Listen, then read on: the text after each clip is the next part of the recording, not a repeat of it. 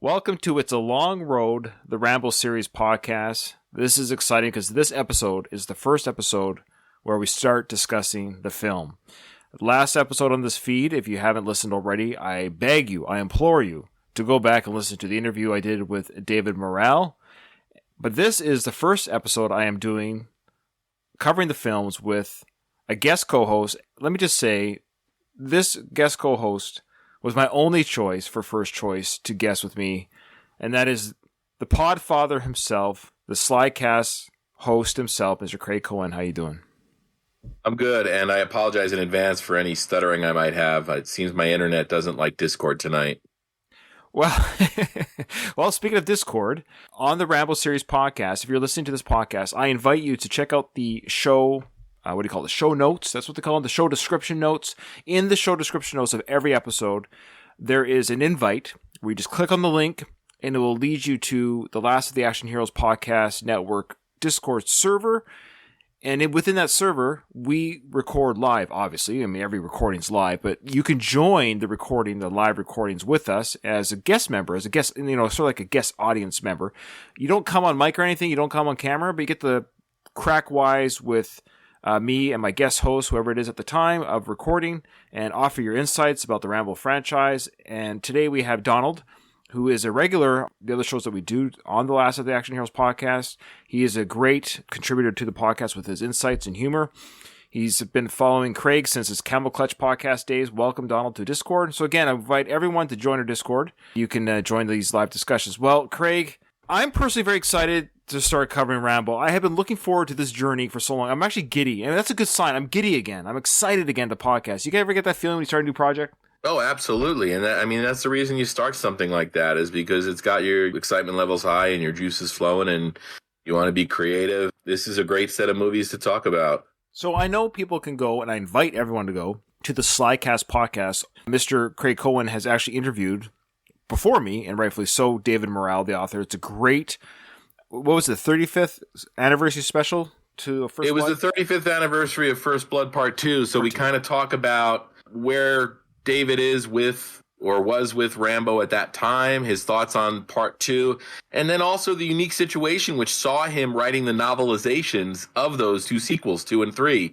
which an author hadn't really done before. So that's a great episode, that 35th anniversary episode. I'm really proud of it. You were part of it. Doug was part of it. Mike Kunda was part of it. We got listener comments all around. Yeah, that's on the feed here. And then also, if you go back to the early Slycast episodes, we did a joint First Blood and First Blood Part 2 episode, and we also did a Rambo 3 episode. Yes, so please check those out. Craig, as always, does a wonderful job dissecting, talking about, well, all the Stallone films that he does, but particularly the Rambo films, the Rambo franchise, and I hope to do half as good as you do, Craig, in talking about these films. Will be longer. Longer isn't necessarily always better. So I'm really hoping that my series, though it will be longer than your coverage, it will have the same quality of coverage that you've done on Slycast. The beauty of, what you were doing with Going the Distance and now It's a Long Road is Slycast, we were doing 2.5, 3 hour episodes at some points. You're going even longer, sort of over the course of a season. So it really allows you to explore sequences and things that are worth talking about. It's awesome. You can never have too much coverage. Oh, good. Well, we're going to have too much on this podcast feed. I can't wait. So check out this show and all the other shows on the Last of the Action Heroes Podcast Network. Just Google Last of the Action Heroes Podcast Network, and you'll get all the shows that are available on that network. A lot of great action movies and action heroes. Craig, in a nutshell, because we're going to have new listeners. I think there's new listeners listening to us just because it's a new Rambo podcast, so people might not have heard your take. What does Rambo mean to you? Oh, wow. Rambo was really sort of my cinematic entry into modern action movies. I'm not entirely sure that in 2022 we can consider Rambo an action movie. I'd almost wonder if it's kind of more of a thriller, would you say? For me, I saw it at an age where it was on the cusp of all those classic movies coming out. And it almost feels like First Blood is a good bridge between the 70s action adventure movies and what we got in the 80s. And then, of course, First Blood Part 2 took it to the level that everybody sort of aspired to. for me, it's really sort of my cinematic entry into modern action adventure films. It's a character that I've been on the ride with ever since. Sadly, it didn't end the way I would have preferred it to end, and who knows if it's even over. There's great things about it, about each film. And I also think the character himself was important. The idea when First Blood came out and when David Morrell wrote the novel 10 years earlier of how these soldiers were impacted by the Vietnam War and what they saw over there and how they were treated when they got home. History has appreciated those veterans alive and killed in action and missing in action a lot more. Since First Blood came out, we got the big wall in Washington, D.C., the Vietnam Veterans Memorial. And I'm not sure if this film helped turn the tide or not. I mean, after First Blood, you got a lot of Vietnam movies as well. I mean, of course, Apocalypse Now kind of started things, but a couple of years after this, you had Platoon and Full Metal Jacket. It's interesting. Rambo's a very, very important character to me, and I almost feel if I had to choose a side, if I was caucusing, I would probably fall on the Rambo side as opposed to the Rocky side. Yeah, I mentioned that in my trailer episode, so to speak, of what to expect from the series, that there is a Stallone crowd of fans, that there are people who, now you're not quite like this, but there are people who are Rambo fans that aren't Rocky fans. And I was fully expect I'm going to get listeners of this podcast who haven't heard one lick of my Going the Distance podcast. In fact, I've got some fan mail right now that I'd like to read. And I say, oh, sorry, look at fan mail. Look at me. I got fans already. We haven't recorded a full episode yet. Well, I got a couple emails already. If you want to send an email, and I'll read it to the listeners on the show, send me an email to Rambo Series Podcast. That, again, is Rambo Series Podcast at gmail.com. And already I got 2 emails from that introduction episode that I did. One is from a listener that I had from Going the Distance, the Rocky Series podcast. He's our favorite German. His name is Patrick Mintel. He says, hello, Ryan. Just wanted to tell you that I'm very much looking forward to the Rambo Series podcast. I will be there all the way. And I love all the 5 movies, all for different reasons. I think that's fair. I feel the same way. And maybe we get another Rambo film with Sly. You never know. And that's true. We just never know. He says here, quote, it's a long road. What a great title you came up with, Ryan. Or was it a guy from Germany in an email from November 23rd, 2019 who wrote, quote, P.S., are you still planning to cover all the Rambos after Creed Part 2? And what about It's a Long Road, the Rambo Series podcast as a title? End quote. Now, wow, that's very specific, Patrick. I'm wondering if you're trying to insinuate that you're the one that gave me that idea. And yes, he was. I think I put out on one of my podcast episodes when I was talking about doing this podcast during the Rocky time, saying I don't know what to call it. And Patrick, yes, full credit to Patrick Mintel. For better, for worse, Patrick, it is your title's name. I loved it when I saw it. I'm like, oh, I can't believe I didn't think of it. But you came up with the idea. So I love the title. It kind of fits with that Going the Distance moniker. And so that's why I love this so much. So thank you, Patrick, for that. Oh, awesome. Yeah. He goes on to say that he won't charge me for that. Well, it's good because I don't make any money off this. He goes on to say, by the way, when I turn 50 years old in 5 years, I guess he's 45 now, my family and I, together with another family, are planning a trip to Canada. My buddy and I will definitely travel to Hope for 1 or 2 days to visit the First Blood locations. Hey, Patrick, I don't know if you knew this. I'm just a few hours drive away from that. Yeah, ferry ride as well. So if you want to visit me, and while you're in Canada, come say hi. We got 5 years to plan that, so no rush. He says, so let's start walking that long road over the next 5 movies, and 37 years. It'll be one hell of a journey. Cheers from Germany, Patrick. Thank you so much, Patrick. That's amazing. There's a movie that came out within the last couple of months called Antlers. I believe it's here on HBO Max here in the States, but it's my understanding that was filmed in Hope, British Columbia. Oh, probably. The Pacific Northwest here in BC is beautiful for those type of films. If it's atmospheric type, I don't know the film, but do you know that Rocky himself saw the film, but he referred to it as Rantlers. Yeah.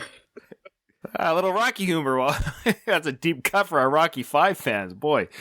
If you're like, what's Ryan talking about? Then you are not a Rocky fan. Okay. The second email is from Mr. Mark Crane. Welcome to the show. Welcome to the journey of the Rambo Series podcast. I'm 99% sure he didn't listen to my Going the Distance, but if I'm wrong, let me know, because he says, hi. He just says, here, my first film I watched on VHS was First Blood. He goes on to say how this happened was his mom rented 2 movies, Elephant Man and First Blood. He thought First Blood was a horror film, so he chose that based on the title to watch, and now it's his favorite film is First Blood. It says here, really looking forward to listening. Thank you. Well, thank you, Mark, and I hope that I do First Blood justice to your fandom of the movie. I think it's great that your mom rented the film. And I will say, it was actually my parents that rented the film too. That's how I saw it at a young age. It came out when I was 7 years old, or just shy of turning 7, actually. And I, of course, didn't see it in the theaters. But I saw it on VHS myself. Probably I was about, I would say, between 9 and 10. I probably saw it on home video. First Blood was one of a handful of movies that I was ultra excited about when DVD became popular. I was an early adopter of DVD. I bought a first generation player.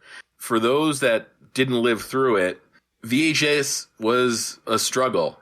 Yeah. You had what was considered, especially for movies like First Blood, which is a very wide ratio film, pan and scan, where they would crop the film and then they would create these artificial camera pans to make sure they captured all the action.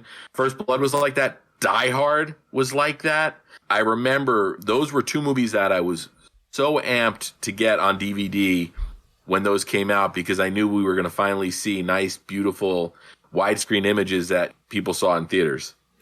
It just got released a few years ago on 4K high def, and so I owe it to myself. I got them on Blu-ray, the box set, of course, but I really do need to buy the 4K. And I'm going to be one of those guys that, yes, every time it comes out a new edition, 4K, 8K, 16K, I'll probably keep buying First Blood. Do you have a 4K player? Like, do you have a 4K Blu-ray player?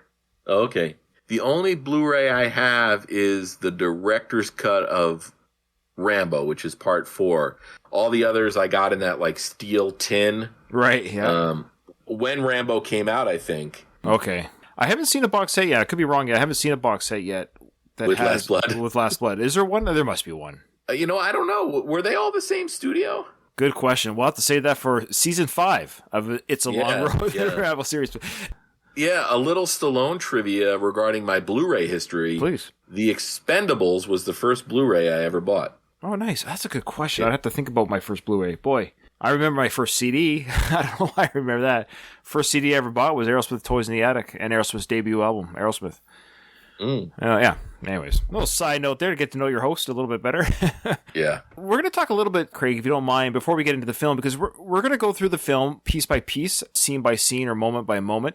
That's how we're going to do this podcast. So we're going to play the sequence, and you, the listener, will hear bits and pieces. You're not going to hear the audio unedited, so to speak, because there's moments where the audio would mean nothing to you. There'd be explosions or Rambo falling out of a cliff. Playing that audio for an iTunes listener does them no good, but we will watch that as the guest host myself will watch that sequence and then talk about the things that we saw. But because, Craig, this is the first episode of the series, would you mind just joining me a little bit of talking about some of the... This isn't going to be anything revolutionary. I'm not going to say very much that people aren't going to be like, really? It was filmed in Hope, BC in British Columbia? Yes. I'm not going to say too much that people aren't going to already know, but I think a couple beats might be worth mentioning. Yeah. Absolutely. Okay. And also, I don't know if and when, or I haven't heard your discussion with David yet, but if you got into at all some of the differences between the book and the movie, I think most people listening to this know it's based on a book. Well, here's a little behind the curtain. Right now, we're recording before my interview with David, so maybe some of the things that Craig and I are talking about now might sound redundant, but again, some people don't listen to interviews, so I guess it works either way. People are like that. Some people don't like interviews. Yeah. You just finished reading the book, right? 3/4 of the way through. I'm interviewing Mr. Morrell 2 days of this from this recording, and it will be done. So we could talk briefly about the book, and I don't mind doing that since that is the genesis of this character. I mean, I think the main thing is, in the book, it takes place in Kentucky. It's one of a handful of books I've read multiple times, but it was not... Yes, it was. Madison, Kentucky. That's right. Yeah, so it takes place in Kentucky. So that's a location swap out they did, and I don't believe in the book, it's not like a Kentucky winter or anything, right? In the book, it's fall. It's crispy at night. Yeah. They're cold, but there's no snow. If I remember correctly. Yeah. But definitely the elements are uncomfortable for Rambo and the gang. People are cold and wet. There was a lightning storm and rain and flooding and what have you. So it's not nice weather right now in the book. The other thing that we should let people know is the changes that Stallone made to the book made the movie that it is, made it connect with audiences the way it did. In the book, you get alternating chapters devoted to Rambo and then also Teasel. And you get a lot more Teasel in the book. In the book, Rambo's a psychopath. He kills a kid in it. Pre-Madison, Kentucky events with Teasel. Yes, he hunted down a kid and killed him in his car because he slighted him on the street. Yeah. Stallone, when he sat down to adapt that book, Yeah, I mean, he sat down and read that book and said, I can't put this character on screen. Audiences aren't going to connect with somebody like that. And I think that's one of the great choices that Stallone made. And I'll go to the mat for the book and I'll go to the mat for the movie. I'm a fan of both. And I understand why they made the changes they did. And by no means am I like a purist in saying you need to, they should have straight adapted the book. I do know that within the last couple months, Quentin Tarantino talked about wanting to adapt First Blood.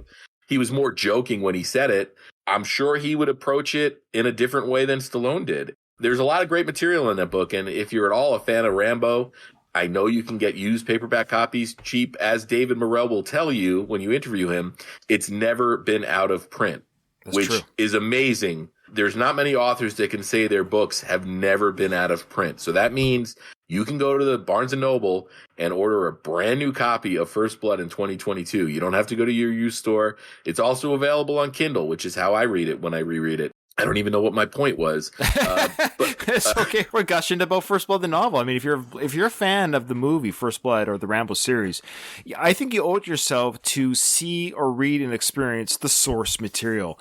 Now, here's the thing. It does differ from the movie, or the movie differs from the book, but rightfully so. They're two different mediums. And this was also a film of the 80s. And you have to keep that in mind. Audience-pleasing movies were different back then. This movie could be made today like the book. I think having spoiler, should I spoil? I mean, do I spoil a book that was written in 1972? Is 50 years old. Am I allowed to spoil the ending? I think most people know about the alternate ending to this movie, which was the ending of the book. Well, the ending of the book, Troutman shoots Rambo. In the movie, he commits suicide. Yeah. That was the alternate ending. Now, I'm getting mixed sources, though. I'm hearing Sly, though that ending was filmed, I'm hearing Sly didn't like the ending, period, so they had it recut or refilmed. But I'm also hearing Test audience didn't like it, or are both true. Well, that gets to how Sly set up the character. He's provoked. They drew First Blood. Right. So if you look at the movie, he's not the psychopath from the book. He's a guy that just wants to get a hot meal and go through town, and he's pushed. He probably could have reacted to it differently, but this is also a guy that was trained to do what he does. He explored that in the other movies, and he explored that brilliantly in Part 4. His reaction shouldn't surprise anybody, and it doesn't surprise Colonel Troutman. What's really cool about this is that the book and the movie are very similar in tone. The character of Rambo is actually very true. Like, Stallone's performance is amazing in First Blood. Yeah, I think it's. Go ahead. I'm sorry, you're the host here, Ryan. No, that's fine. You're the guest. I'll be here the whole series. You go ahead. Yeah, hopefully I get invited back. Stop. No, I think another major point is David Morrell wrote this in the early 70s. Vietnam was still ongoing. The character of Rambo was younger in the book. Yeah. And also he was looked at by the people in the book differently as well. But I agree with you in the sense that Stallone did capture the essence of it. And I think overall, the essence of the book is there. Not to plug my other shit, but on this network feed is an episode of a show I used to do called Big Screen Book Club, where we talked about Die Hard and the book that inspired it called Nothing Lasts Forever. I'm a fan of both of those as well. And I think the movie works as a movie and the book works as a book, and they both work for their reasons. And I think the same thing can be said of First Blood.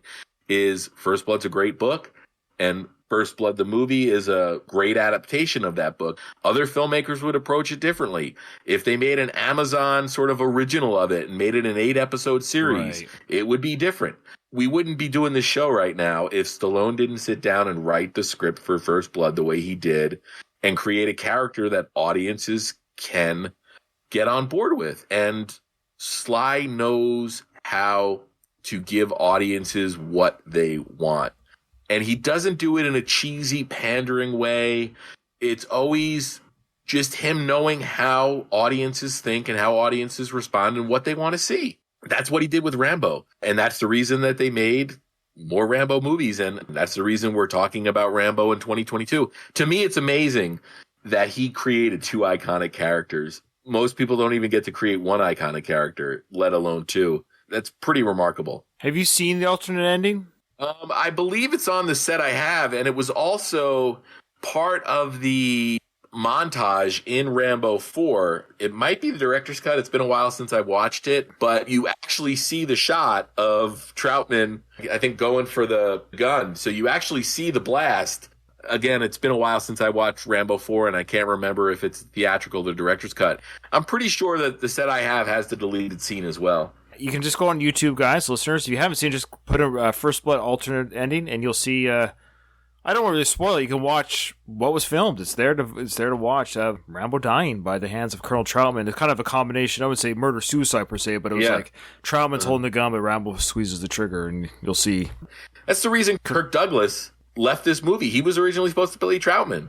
Do you know why he was upset about the script or something? I know he wanted more screen time. Was that all? Or? He wanted to kill Rambo. I think he just wanted to kill Stallone. He wanted a live round in that bullet, and they told him, "No, sorry, Mr. Douglas, these are fake rounds. You're not killing anybody." And he left in a tizzy. Okay, yeah, so he left. Richard Crenna was the last-minute addition to the film. And boy, can you picture anyone else playing Troutman than Crenna? Oh, it's one of those things where you always say it's great that things happen the way they did. Right. I'm sure when they were in pre-production of that movie and they had the quote-unquote true creative differences with Douglas, that nobody felt great about it. 40 years later, you watch that movie and it's Richard Crenna's performance. I don't know if what you did when you read the book, but when I read the book, I picture Richard Crenna. Yeah, and I'd actually just picture a younger Rambo, because they really do a good job, and Mr. Morale, the author, does a very good job of describing this young kid, and you can't help but see the character as a young kid in the novel, but I still just see a younger Rambo, or Sly's version of Rambo. It's just easier to see his image running around. Speaking of casting, Brian Dennehy playing Teasel, boy, he won a powerhouse. With those three in this film, I mean, absolutely, all three of them, every scene they are in is just scene-stealing, amazing stuff. The book, again, gets more into Teasel's sort of Korean War backstory. It's a great read, and there's a reason that it's been in print or never gone out of print, and that David Morrell is a working author. He's got a lot of books out. First Blood's not the only movie that's been made out of his material. But what's crazy, though, is it was the first book he wrote or got published. Yeah. What a way to start your career. Hey, I'm just going to write this book.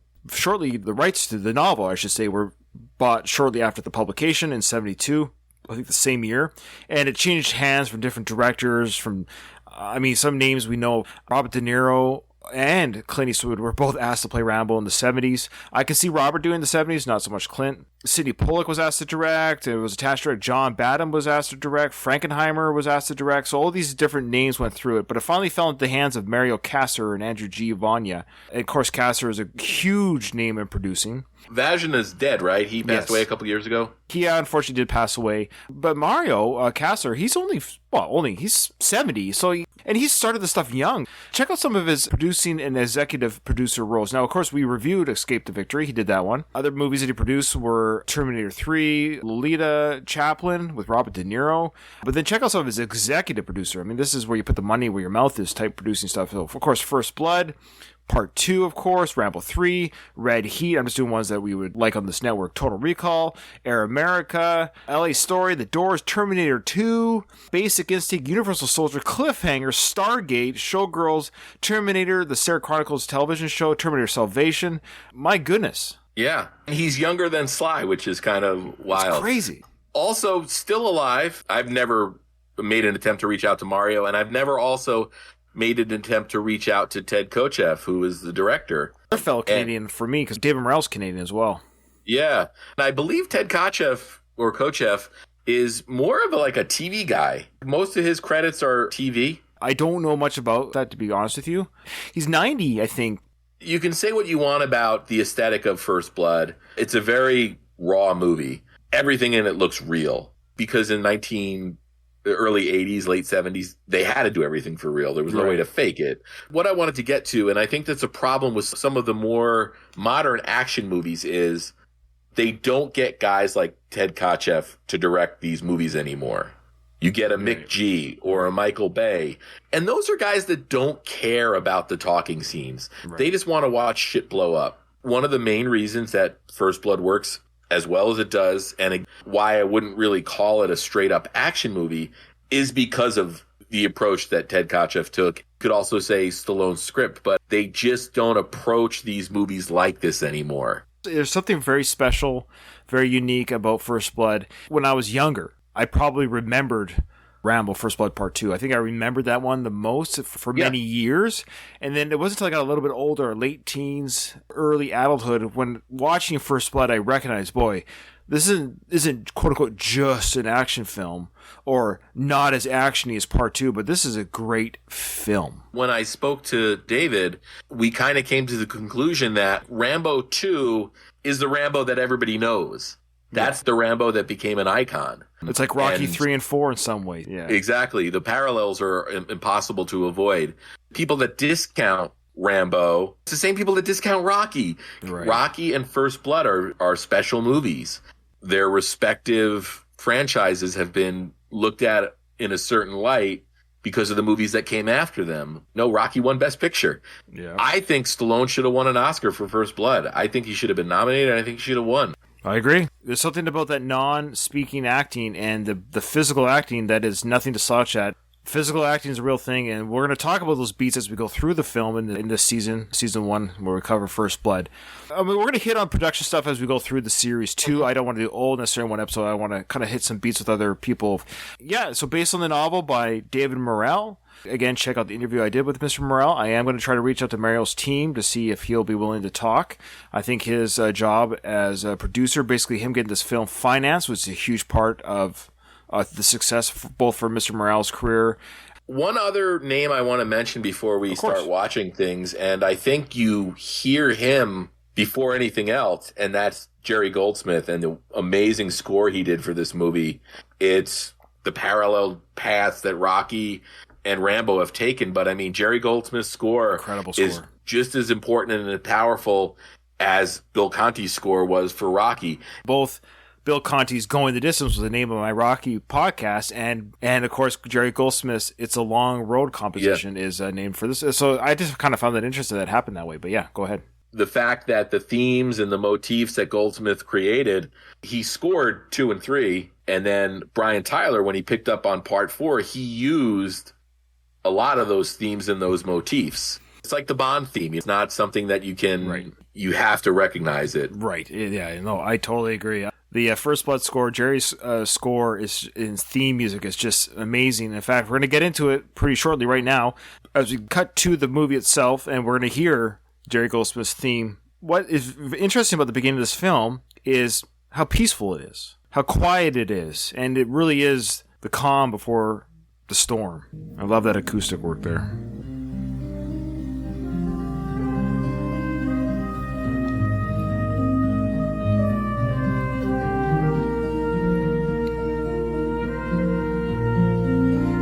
Are you singing along? Tell me you're singing along in your head. We're all singing the song.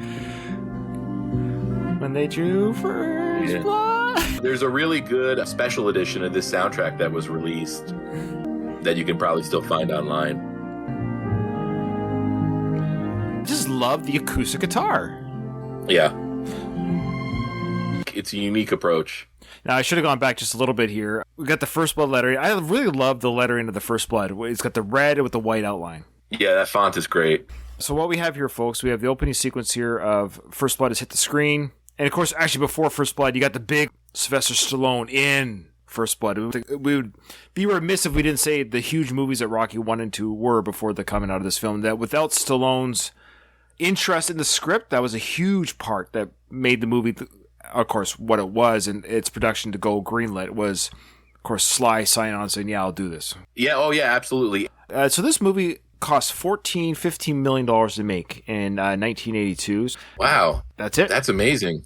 That seems like a risky budget in 1981. Today's money, so this film was greenlit today. Today's saying here's $42 million to make a film. That's, for an independent film that has no CGI, let's say, some very small set pieces all in the forest. Yeah, I guess it's kind of a healthy budget towards the star, director, composer, and a budget enough where you're nearing $500,000 maybe, where you're like, okay, we better make some money. And money it made. So it made $156 million in 82, which in today's money, that's a $434 million box office hit on a $40 million budget. So it made 100 times its money back. Yeah, that's global, right? That's global. And it was the number one selling movie in China until 2018. Oh, wow. And then some Marvel movie probably took the title. I think it was Endgame. Yeah. Endgame was 2018. Yeah. Yeah, is that amazing? It is. It sold the most tickets ever in China alone. I find that incredible. Every time I see the word China, I hear Trump's China. Don't you? You're not alone. He's either ruined China for you or he's made it more fun. I think he's made it more fun for me. Back to the film. So we got Richard Crenna's name has come up, and we see Rambo walking down this gravel driveway. Brian Dennehy. Yeah, Brian Dennehy's there. Now it says Bill McKinney and Jack Starrett. I forgot to see who those guys were. They're probably the other cops, the older cops, because then we've got the red-haired guy from NYPD Blue. Jack Starrett, or Starrett, I don't know how to pronounce it. Is the guy with the mustache, right? That wants to shave him? Galt. Yeah. Now, here's an interesting thing. This might be fun to talk about right now, and I'll mention again when I get to his episode when Galt's introduced on screen, but Galt was killed in the jail. Yeah. He was the first death. Yeah. Rambo slit his stomach open with the razor knife. Isn't that amazing? Yeah. And again, that's a change Stallone had to make in order, to have people be on board with him. Yeah, we're going to see the other two credits now for the guy from Miami Vice, Michael Talbot. You remember Rico and Tubbs? They had the two other cops, Zwitek and Zito. Oh, I totally forgot. Michael Talbot was Zwitek. That is crazy. He's 67 now. I think what we'll do, though, Craig, is when we get to the actual characters on screen, we'll kind of hit their beats. But but those are the names, and the rest of the names I'd have to Google anyway. So, but when we get to the characters, I can't remember the red-haired guy's name. That's David Caruso. David Caruso. Oh, David Caruso. Come on, Mr. Michael Talbot. Before I remember David Caruso. That's ridiculous. But David Caruso, he went on to great fame, of course, with CSI Miami, where in every episode he'd take off his glasses. Isn't that how? Yeah, he was like a meme. He was one of the first memes, probably. Taking off the sunglasses. There he is, David Caruso, yeah. Right underneath Elf. Elf Humphreys. Okay, so we see Rambo walking down the driveway. He's wearing that Army veteran-type jacket. In the book, he also carried a sleeping roll with a rope, so they kept that as well. Now, this whole sequence here, what we're going to watch, Craig, did not happen in the book at all. Again, this is 10 years later. I think we were starting to see the fallout. They were starting to have discussions about Agent Orange and what it had done to some of the soldiers coming home. And it's alluded to here that the cancer that he gets is because of chemicals he was exposed to while in Vietnam. And that's the question I have for you. Now, we know it's interesting. The book took place or was published in 1972, and the war was still on for another 3 years after the book was published. But this film comes out in 1982, which is about, 7-8 years after the conflict ended officially. It's still fresh in the memories of Americans, but it could make sense that, is this one of those things where we are watching the events of 1982 here and not the events of 1972 in the film? Is that how you're understanding that? Yeah, and I know our buddy Matt from Rambo Mania, or whatever his show is called now, has talked about the timeline of Rambo before. I think he falls on the side of it is the 70s, but I've always taken this as the movie takes place in the year it was made. Yes, I agree. There's no information, well, aside from Stallone's age, to indicate that. Because if it did take place in 1972, Stallone would have been younger. Because Stallone was... He's 36 in this film. Yeah.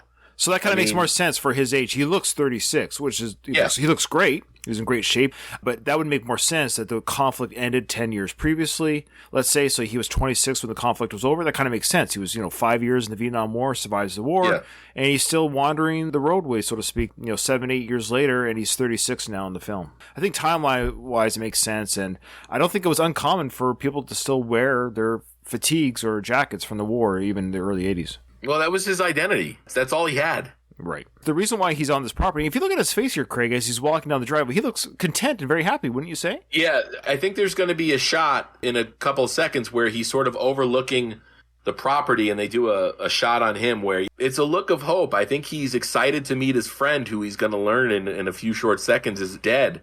And that's what really is the first thing that triggers him. But it's heartbreaking almost to see the look on his face and the hope in his face, and watching this movie now and knowing what happens, feeling bad, knowing what he's about to hear and experience. Yeah, this is a great shot here. He's going down. It's a great camera shot choice where he's walking down the driveway. You hear laughter of children or whatever. A beautiful lake. Say what you want about the poor demise of Dalmar. His widow's got a great property. Yeah. Yeah, I think it's coming. Here's the Oh, shot. look at that shot there. Yeah, What a gorgeous yeah. shot. That's Postcard. not a shot you saw on VHS. You saw basically Stallone in his bag. Oh, because the widescreen abilities.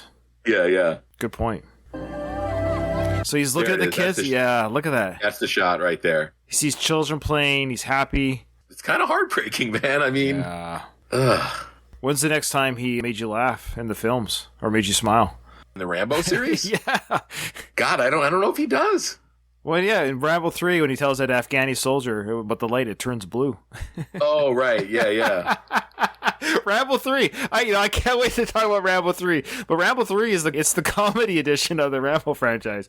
It's the last crusade of the Rambo franchise. So they got 5 kids, eh? 5 kids playing there. Andrew Laszlo, I believe he had a pretty long career too, the cinematographer. Oh, probably, yeah. Based on the novel by David Morrell. I don't know if you heard that because you're talking to the kids. Can you tell me if Dalmar lives here? I never noticed that before. I just listened to my earphones there. He goes, can you tell me if Dalmar lives here? That's a good point, Donald. Says the amount of kids indicates that it's probably 10 years later. Oh, yeah, good point. Yeah, there you go. Good thinking. Yep. Dalmar was busy. Pumping out those kids before his cancer. Oh, there's a guy hanging clothes with her there. I never noticed that before. Yeah. Did you? I did not. What in the world? Yeah. Is this like Mandela effect? Am I going crazy, Greg? Let's see if they show him again. I mean, he could be one of the... Well, no, we already saw all the kids, right? Maybe there's more than 5 kids. He could have had a son before he went off to war, and then that kid's older now. Well, I don't know who this gentleman is here. Boy, this guy moved in awfully quick when Dalmar died. She's got needs, man. Come on. I've never seen that guy before. Excuse me. Can you tell me this? Where Delmar Barry lives? Oh, it's sorry. That's the girl. It's all. Okay, you have to keep in mind, people. This we're overanalyzing it too much. It's just a very tall teenage girl. They've got about 5 or 6 kids for sure. So the teenager, or 11 or 12-year-old, she's as tall as the mom. That just threw me off there. My apologies. Okay, that makes more sense. So she goes, he's not here. Go on inside, Bill. Oh, he's a friend of mine. As a matter of fact, he wrote this address down. Right here. There. You can see that's Delmar's writing. I'm sure I had a hard time finding this place. Yeah, that's his writing. Well, like I said, he's a friend. My name is John Rambo. We served on the same team together in Nam. I don't know if you ever talked about me.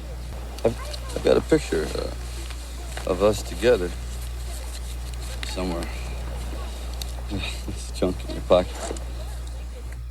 You know, Sly, what a great job he does here of just being quiet and humble, a little bit awkward. He's sensing this woman maybe she doesn't trust me. Maybe she's doesn't want to tell me where Delmar lives. You know, maybe he doesn't live here anymore, but obviously Rambo wants to get information. But the way he says, you know, I've got a picture of us together, and you can see this is his handwriting. She's like, I know what his handwriting looks like. But just how he's got all this stuff. Both the Rocky and Rambo characters both like to carry pictures in their pocket. Yeah. And show people. Here it is. Here it is. That's me. That's Danforth and Westmore, Bronson, Ortega, and there's Delmar right in the back. We had to put him in the back because he's so big. If he didn't, he'd They're all take up dead. the whole picture. Look how big he is. Delmar's gone. What time will he be back? He died. What? Died last summer. Died how? Cancer. Brought it back from Nam. There you go. Cancer brought it back Yep. from Nam. Did they use that orange agent? Was that the war? Agent Orange, yeah.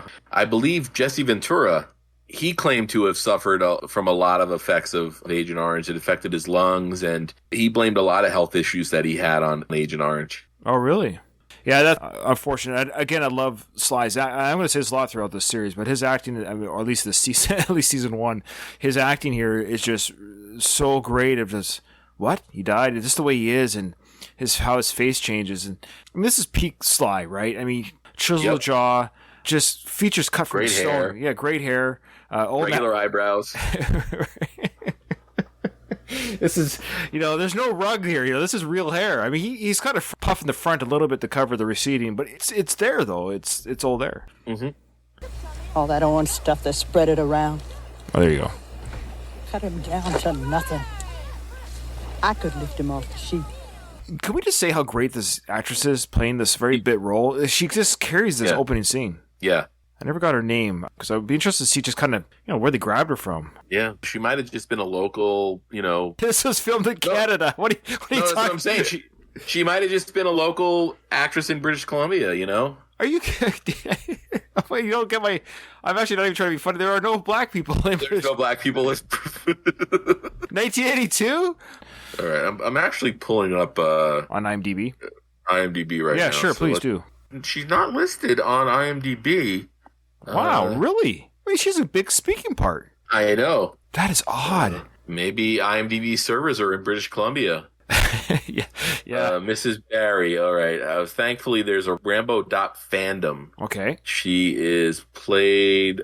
It's not made clear as to whether or not she is Delmar's wife or mother. That's a good point, because if he's young, maybe that was his family, and he was the oldest one that left for war, so he was the senior child. But I think we're led to believe that's his spouse. Somebody here on Rambo.fandom is saying, I've been trying to look her up and see who she is. She's not even in the ending credits. So that is insane. We might have to solve a mystery here. This is a challenge to all my listeners. Right now, I need you guys. I need detective work done right now because Ryan has to get her on this podcast. Hopefully, Agent Orange hasn't taken her yet. I never thought about that. You didn't see a female name in the opening credits, and I don't recall the end credits of this movie. I haven't really studied them too well. Might be a mystery in place. That's insane. That's actually crazy. This is fun. Okay, if you have the answers, hit me up on... My email is rambleseriespodcast@gmail.com, or find me, it's a long road, the Ramble Series Podcast on Twitter. Look how beautiful it is. That's beautiful British Columbia, my friend. In fact, our license plates, that's what it says on our license plates, beautiful British Columbia. It's just gorgeous. It's a beautiful province. Best province in Canada. Now, this is supposed to be Washington State, though, in the movie. I believe so. Pacific Northwest, yeah. So he hands her the picture. That's a great gesture. It's twofold. We find out later that Delmar was the last of the survivors from his platoon or his troop.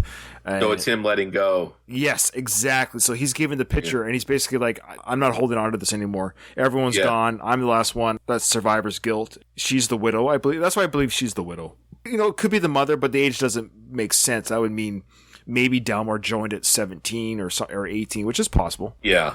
But the kids that she has right now are too young. That's why I think it's the wife. But whatever. Yeah. And his walk back slow, sauntered, and he throws the letter that Delmar read him into the fire pit there.